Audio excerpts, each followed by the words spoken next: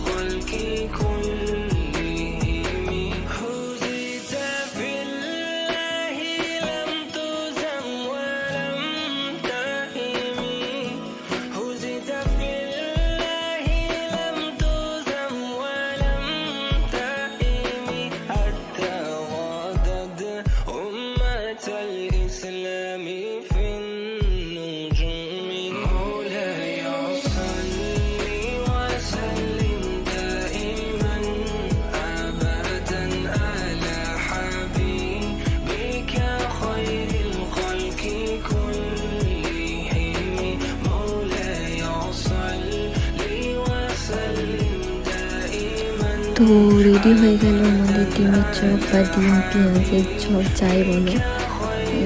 তো তারপর টিউশন ছিল, পড়ানো ছিল, তাদেরকে পড়ালাম, পড়িয়ে তারা আবার সে কী পটকা মতন সব ফাটায়, ওগুলো ছোটোবেলা অনেকে ফাটাতে রেখেছি, সেগুলো ফাটাচ্ছিল।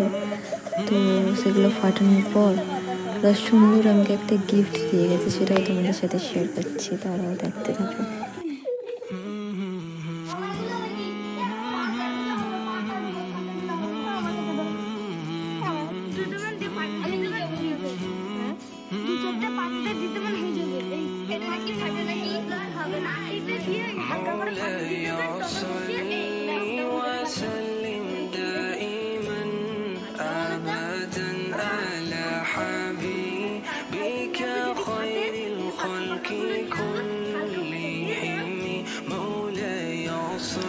এই দেখো সেই সুন্দর গিফটটা, ওরা বাড়ি যাওয়ার সময় আমাকে এটা দিয়ে গেছে।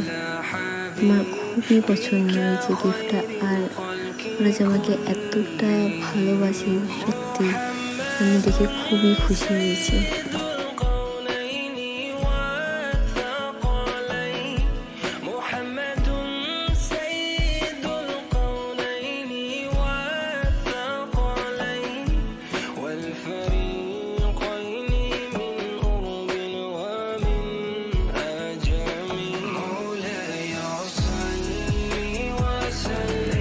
তারপরে ইফতারের টাইম হয়ে গেছিলো, তো আমাদের ইফতারে আজকে এগুলো হয়েছে, কিছু ফল যেটা বানালাম, শরবত, পানি ছিল।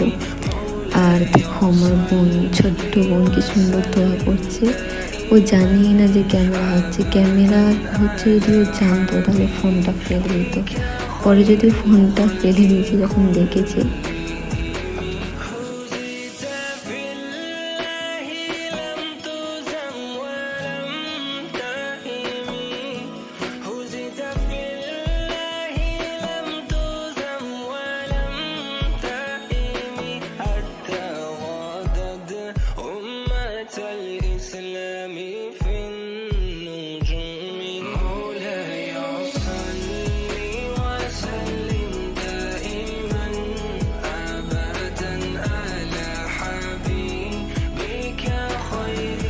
তারপর ইফতারের শেষে কিছু বাসন ঝুলো সেগুলো পরিষ্কার করে নিলাম। তো চলো আজকের মতো ভিডিও এই পর্যন্তই। ভিডিও ভালো লাগলে like, comment, share and subscribe করে দেবে। দেখা হচ্ছে অন্য নতুন কোনো ভিডিওতে। ততক্ষণ পর্যন্ত আল্লাহ হাফিজ।